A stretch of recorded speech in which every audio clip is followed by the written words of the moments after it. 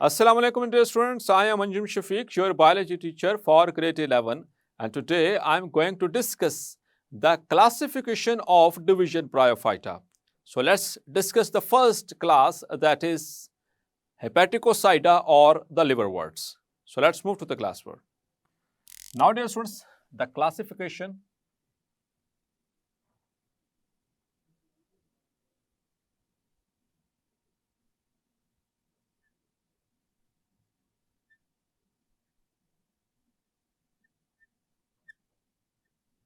of bryophytes.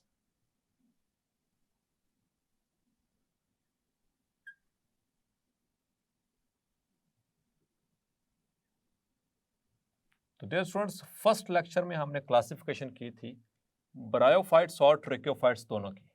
Clear? तो आपको याद होगा कि ब्रायोफाइट्स को क्लासिफाई किया था हमने। ब्रायोफाइटा क्या है? It's a major division of plants, और इसकी सब डिविजन्स कितनी थी? 3। So the bryophytes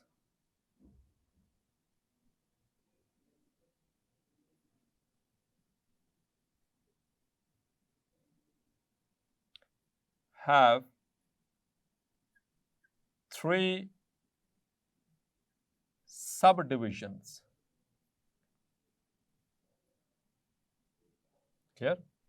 That is, number 1, the Hepaticocyta.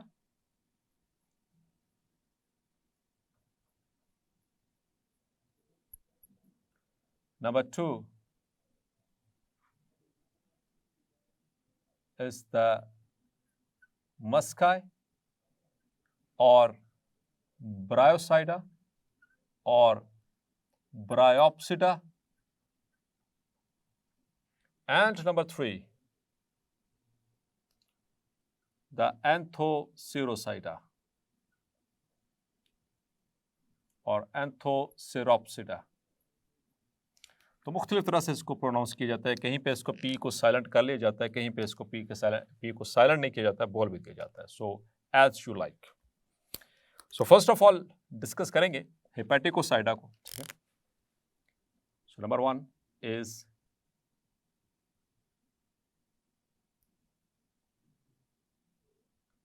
हेपेटिकोसाइटा या फिर हेपेटिकोप्सिडा।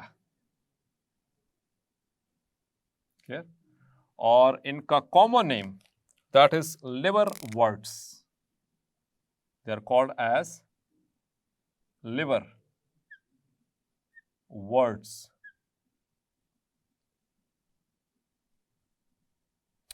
तो डियर स्टूडेंट्स, वर्ड्स का मतलब होता है ऐसे प्लांट्स जो कि फूड के लिए इस्तेमाल किए जाएं या फिर मेडिसिन के तौर पर इस्तेमाल किया जाए, तो इस तरह के प्लांट्स को वर्ड्स का नाम दिया जाता है। यानी सादा लफ्ज़ों में बोलें तो जड़ी बूटियाँ, ऐसी जड़ी बूटियाँ जो इलाज मुआवजे के लिए इस्तेमाल हों या फिर खुराक के लिए इस्तेमाल हों, उनके लिए ये टर्मिनोलॉजी है वर्ड्स। और लिवर ये एनिमल्स का एक ऑर्गन है। जैसे इंसानों के अंदर जिगर, जो हमारा लिवर है, बहुत बड़ा एक ग्लैंड है, उसी के एतबार से, ठीक है। अब इनको लिवर वर्ड्स क्यों कहा जाता है? इसके पीछे मुख्तलिफ यानी कि थियरीज हैं। एक, according to one theory, liverworts यानी कि हेपेटिकोसाइटा को लिवर वर्ड्स इसलिए कहा जाता है कि इनमें से चंद एक जड़ी बूटियाँ ऐसी हैं, चंद एक हेपेटिकोसाइटा यानी कि ये ऐसे प्लांट्स हैं जो लिवर के लोब्स की तरह होते हैं। जैसे लिवर के लोब्स होते हैं ना, उसी तरह से शेप होती है इनकी, जो उनकी गैमेटोफाइट होती है, उनकी शेप ऐसी होती है। इस वजह से इनका नाम रखा गया लिवर वर्ड्स। डियर स्टूडेंट्स, मुख्तलिफ तरह की थेरेपीज आई इस दुनिया में, तो आज भी एग्जिस्ट करती हैं। उनमें से एक थेरेपी ऐसी भी थी जिसमें कि जो चीज़ हमारी ऑर्गन्स के साथ रिजेंबल करती है, उसी को थेरेपी के लिए इस्तेमाल कर लिया जाता था। जैसे लाइक अगर हम बात करें एलमंड्स, अगर हम एलमंड की बात, यानी कि बादाम, तो बादाम की अगर शक्ल देखें तो किस तरह से होती है? So like this. तो अगर इसको मैं रिजेंबल करना चाहूँ किसी ह्यूमन ऑर्गन के साथ, so it resembles the human आई। ये इंसानी आंख से रिजेंबल करता है। तो पुराने वक्तों में आम इस एलिमेंट को इस्तेमाल किया जाता था आंखों की बीमारियों के इलाज के लिए। आंखों यानी कि आई साइट को जो है वो वीक होने के बाद उसको तेज़ करने के लिए, आई साइट को करेक्ट करने के लिए इस्तेमाल किया जाता था, या मुख्तलिफ बीमारियों में। इसी तरह से एक और आपको बताता हूँ, ये मज़े की थेरेपी है। लाइक आपने वो देखे ये इस तरह से, ये इनको किडनी बीन्स कहा जाता है। याद आपको, आपने घर में पकते भी होंगे शायद। सो बीन्स आमतौर पर जो ऐसे हॉस्टल्स जो कि आर्मी के साथ या आर्म्ड फोर्सेस के साथ अलाइड होते हैं, उनमें ये चीज़ लाजमी दी जाती है इस सब्जी को, क्योंकि ये इट इज़ प्रोटीनिशियस, ये प्रोटीन कंटेंट इसमें काफ़ी होता है। तो इसकी शक्ल देखने में कैसी होती है, वैसे सारा वाइट है यहाँ से उसी तरह से, और शेप भी वैसी। इनको किडनी बीन्स कहा जाता है। तो इसी तरह से ये पुराने वक्तों में किडनी की बीमारियों के लिए इसको इस्तेमाल किया जाता था, उसके ट्रीटमेंट के लिए। ठीक है। इसी तरह से अगर हम बात करें ग्रेप्स आपने देखे इस तरह से, ठीक है। तो they resemble the irregular arrangement of this grape, it resembles the alveoli in the lungs। तो इसीलिए इन ग्रेप्स को इस्तेमाल किया जाता रहा और अभी भी कई जगहों पे किया जाता है फेफड़ों की बीमारियों के लिए, लंग डिसऑर्डर्स के लिए। क्लियर मीन्स कि इसी तरह से ये थेरेपीज चलती रही, आज भी कहीं पे ये एग्जिस्ट करती भी हैं। ठीक, तो उसी सेंस में तो कुछ ऐसे प्लांट्स थे जिनकी शेप लिवर की तरह की थी, तो उनको इस्तेमाल किया गया लिवर एलिमेंट्स के लिए, यानी कि जो लिवर के डिसऑर्डर्स हैं उनकी, क्योंकि उनकी शेप लिवर जैसी थी, जैसे कि उन्हीं ये हेपेटिकोसाइड्स, ठीक है, हेपेटिकोसाइडा, इनमें से कुछ प्लांट्स ऐसे थे जिनकी शेप ऐसे लिवर जैसे, लिवर के लोब्स की जैसी थी, तो इसलिए इनका नाम रख दिया गया liverworts. Clear?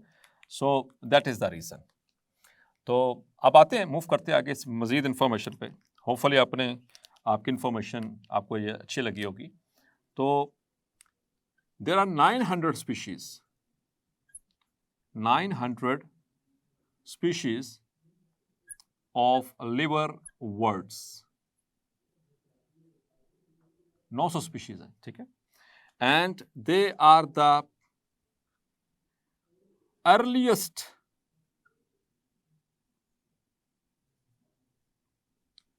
and most primitive plants। सबसे पहले अकॉर्डिंग टू एवोल्यूशनरी कॉन्सेप्ट ये पहले प्लांट्स थे। ब्रायोफाइट्स में भी सबसे पहले कौन से? हेपेटिकोसाइडा, द लिवर वर्ड्स, ठीक है, हेपेटिकोसाइडा, ये प्लांट्स हैं जो कि आए। And they are the simplest of all bryophytes. The liver words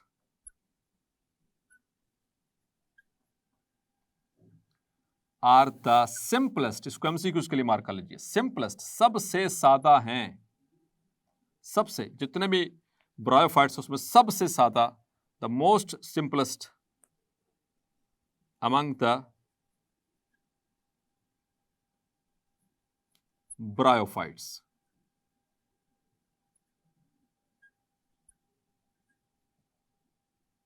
clear?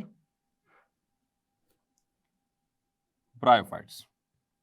अब हम बात करते हैं इनके हैबिटेट की, ठीक है, ये कहाँ रहना पसंद करते हैं।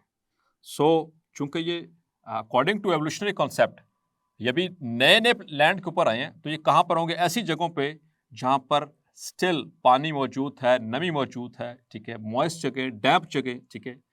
सो the bryophytes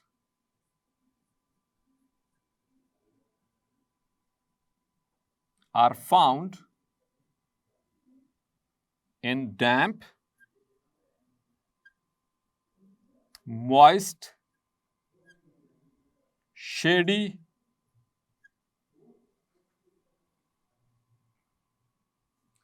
near water bodies or near water. So the chances of getting dehydrated are less. ठीक, तो चूंकि ग्रीन एल्गी से आके ये लैंड पर आए हैं, कहाँ पर रह रहे हैं, जहाँ पर जैसे वाटरफॉल्स हैं या जहाँ पर बहुत नमी है, या फिर वाटर बॉडीज के इर्द गिर्द आसपास वाली जगह जहाँ पे पानी की कोई कमी नहीं है. क्लियर. इस वजह से ये हमने बात की थी कि ब्रायोफाइट्स को एम्फीबियंस भी कहा जाता है कि पानी के करीब रहेंगे, आ गए हैं खुश्की पे लेकिन फिर भी रहेंगे पानी के करीब. Clear. Now if you talk about their plant body, ये इंपॉर्टेंट चीज है. ठीक है, तो ब्रायोफाइट्स में डियर स्टूडेंट्स प्लांट बॉडी किसे कहते हैं हम पढ़ चुके हैं लेक्चर नंबर 2 के अंदर.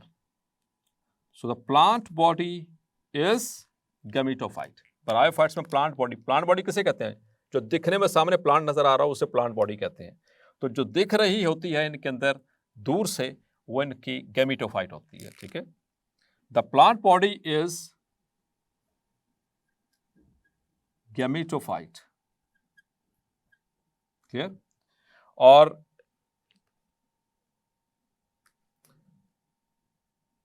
which may be thalloid, जो कैसी हो सकती है, थैलॉइड या थैलस, हम पहले भी पढ़ चुके हैं. थैलस किसे कहते हैं, a body having no true roots, leaves and stem. True की बात हो रही, ना तो ट्रू रूट हो इनके अंदर, ना ट्रू लीव हो, ना ट्रू स्टेम हो. And no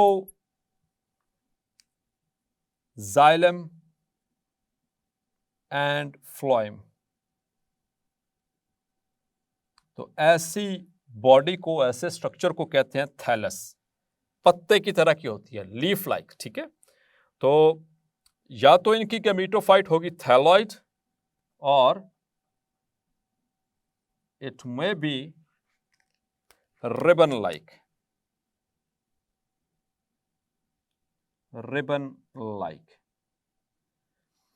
clear. अब ये किस तरह से है dear students, let's have a look.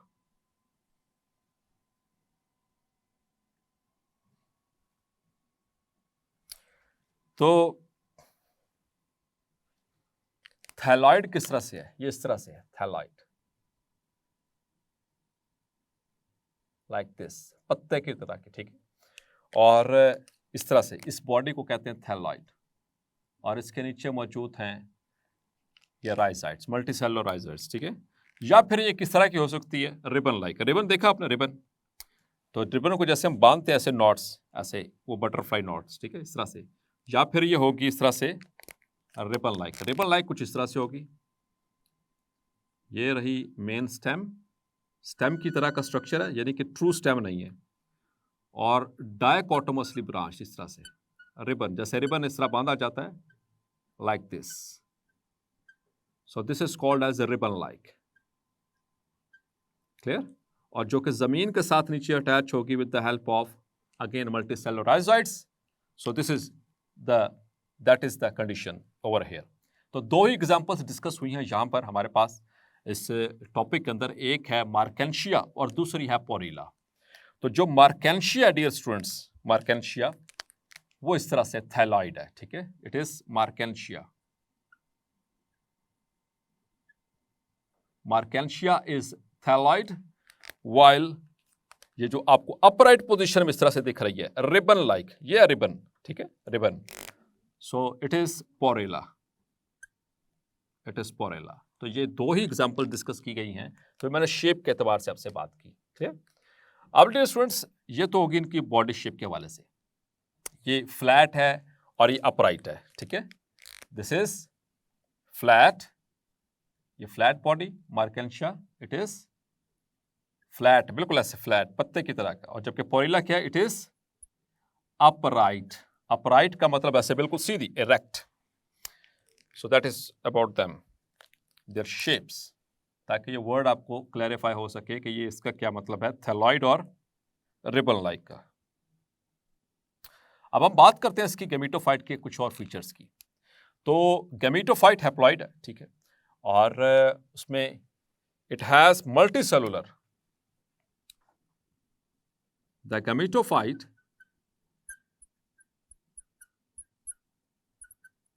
Have multicellular rhizoids, और वो किस लिए, for anchorage to the ground, पहली बात, and for absorption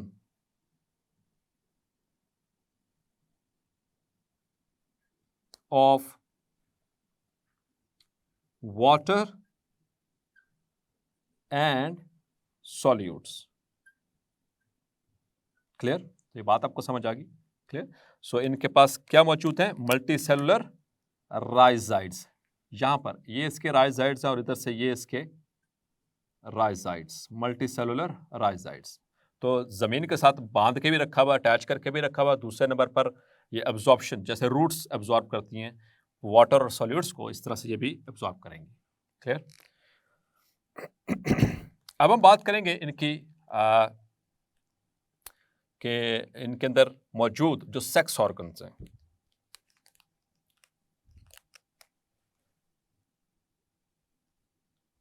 the sex organs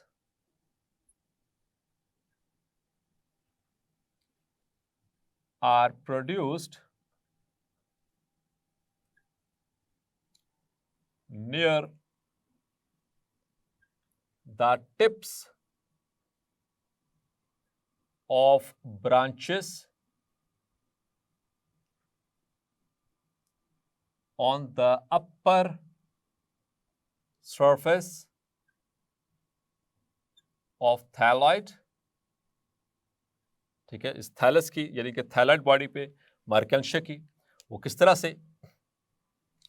यहां से इस तरह से एक ब्रांच निकलेगी और उसके टिप के ऊपर, यहां पर ऊपर वाले साइड पे यहां पर मौजूद हैं ये सेक्स ऑर्गन्स। क्लियर। तो ये नीचे राइजाइड्स, ये थैलाइड बॉडी, ये गैमेटोफाइट, और इसके ऊपर ये ब्रांच। अच्छा डियर स्टूडेंट्स, इस ब्रांच को एक खास नाम दिया जाता है। दिस ब्रांच इज कॉल्ड, ये ऊपर मौजूद है एंथीरिडिया और एंथीरिडियम। तो जिस ब्रांच के टिप के ऊपर अटैच, इस ब्रांच को कहते हैं एंथीरिडियोफोर, एंथीरिडियोफोर। क्लियर। और इसी तरह से एक और प्लांट है, ठीक है, यहां पर मैं बनाता हूं। Again the thallus, this is Marchantia, और इसकी टिप्स के ऊपर यहां पर, इसके ऊपर यहां से ब्रांच निकल रही है, ब्रांच की टिप के ऊपर मौजूद है, so this is archegonium. Clear, this is archegonium. तो आर्चिगोनियम फीमेल सेक्स ऑर्गन, और जिस स्टॉक के साथ, जिस ब्रांच के साथ ये अटैच है, इसे कहते हैं archegoniophore. Clear, that is called as archegoniophore. और again over here the multicellular rhizoids, these are rhizoids, and this is gametophyte thalids. Okay, the special branches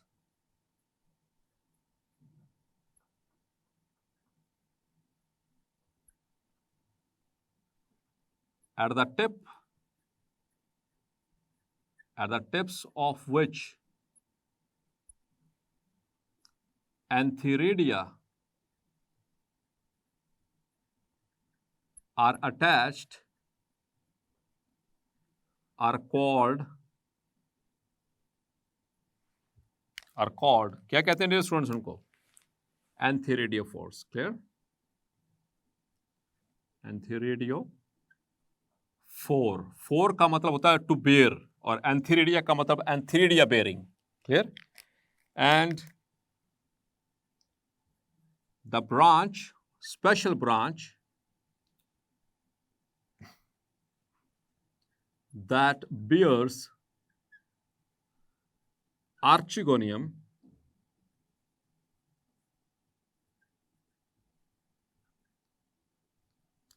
is called archegoniophore. Clear? और बाकी सारे बेसिक बातें वही उसी तरह से. They need water for fertilization. इनको पानी चाहिए फर्टिलाइजेशन के लिए. अगर हम पोरिला की बात करें तो पोरिला में स्पेशल ब्रांचेस होंगी इस तरह से. ये ब्रांच है जिसके ऊपर एंथीरिडिया है. ठीक है, ये ब्रांच जिस बेयरिंग एंथीरिडियम इस तरह से होती है. So this is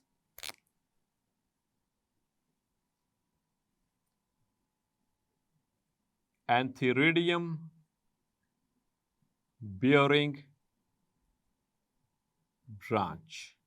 clear? यहां पर इस ऊपर ये लगे हुए हैं. इसी तरह से दूसरी साइड पर या ऊपर डिफरेंट किसी लोकेशन के ऊपर इनकी आर्चिगोनियम भी मौजूद है. ठीक है, the other sex organ over here. और जबकि मार्केंशिया के अंदर इस तरह से ये मौजूद है. बॉडी थैलस, लेकिन उनकी ब्रांचेस ऐसे ऊपर अपराइट और उनकी एंड के ऊपर टिप्स के ऊपर मौजूद हैं the sex organs. Clear? So dear students, hopefully आज का लेक्चर भी आपको क्लैरिफाई हो गया होगा. मिलते हैं नेक्स्ट लेक्चर में और डिस्कस करेंगे द नेक्स्ट सब डिवीजन ब्रायोसाइडा. तब तक अपना ख्याल रखिएगा. अल्लाह हाफिज.